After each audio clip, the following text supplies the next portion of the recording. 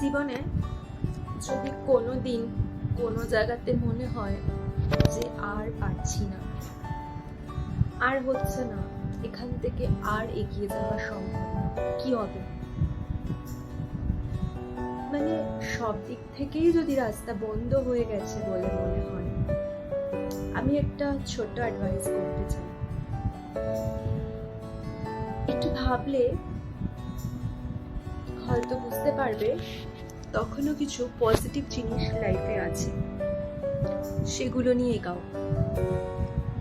Negative কথা না ভেবে শুধু পজিটিভ ভেবে এগাও।